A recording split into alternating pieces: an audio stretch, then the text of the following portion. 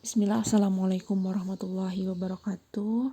Pada kesempatan kali ini, Ibu akan menjelaskan tentang pengertian pajak, kemudian fungsi pajak, dan manfaat dari pajak. Nah, untuk pertemuan pertama ini, Ibu akan memberikan sedikit ulasan mengenai apa sih itu pajak. Nah, kita mulai dengan membaca basmalah, Bismillahirrahmanirrahim.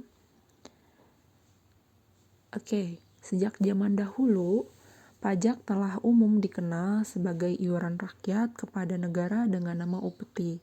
Nah, faktanya, kerajaan-kerajaan Nusantara ini yang ada di Indonesia, seperti Kerajaan Sriwijaya yang merupakan kerajaan maritim terbesar dan pertama di Nusantara, mampu bertahan lebih dari 1000 tahun karena pengelolaan uang pajak yang baik oleh kerajaannya.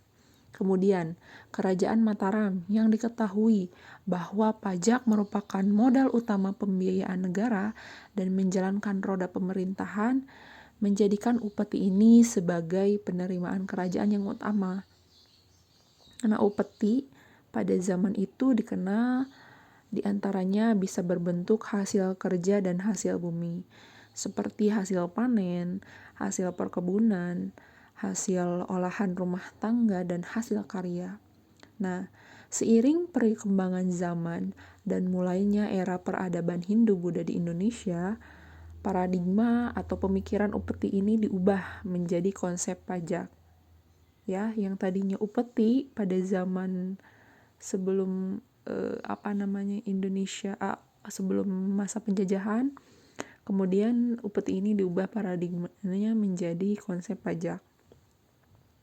Yang mana pada era kolonial atau pada masa penjajahan tersebut, pemungutan pajak mulai berlangsung secara teratur, tersistem, terlembaga, dan konsisten.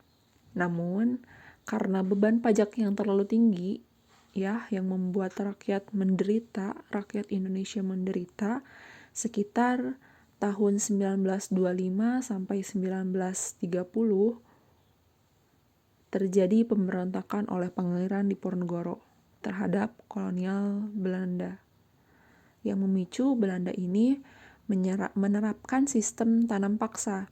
Jadi karena dirasa pungutan pajak yang dilakukan oleh penjajahan Belanda itu menyengsarakan rakyat, kemudian sekitar tahun 1925 sampai 1930, berarti sekitar 5 tahunan, Pangeran Diponegoro itu melakukan sebuah pemberontakan karena melihat rakyat Indonesia ini dengan diterapkannya pajak tersebut menderita.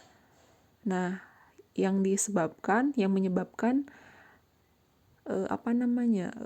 Belanda ini menerapkan sistem tanam paksa. Tanam paksanya sekitar 50 tahunan, dimulai dari 1830 sampai 1870. Jadi sekitar 50 tahunan rakyat Indonesia ini tuh menjadi makin menderita dengan sistem tanam paksa, yang mana mereka tidak diberikan sedikit pun keringanan di situ. Mereka diambil tenaganya sampai berguguran rakyat Indonesia di situ. Banyak sekali korban yang berjatuhan dengan diterapkannya sistem tanam paksa, yang menyebabkan mulainya adanya pemberontakan.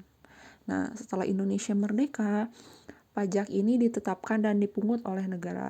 Jadi sekitar ketika Indonesia itu mulai merdeka, sudah merdeka, negara Indonesia itu mulai ditetapkan dan dipungutnya itu oleh negara.